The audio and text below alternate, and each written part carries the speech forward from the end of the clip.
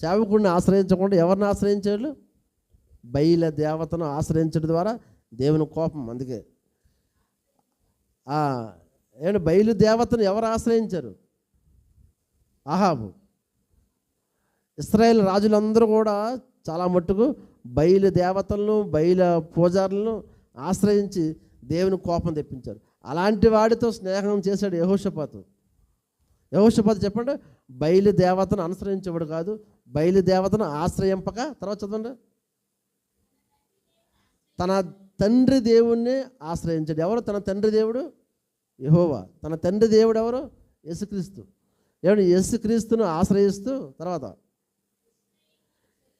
ఇశ్రాయేలు వారి చర్యలను వెంబడింపక ఆయన ఆజ్ఞలను అనుసరించుచు నడిచెను. అందువల్ల ఏమంటే అందువల్ల ఏమొచ్చింది అతనికి? సహాయం.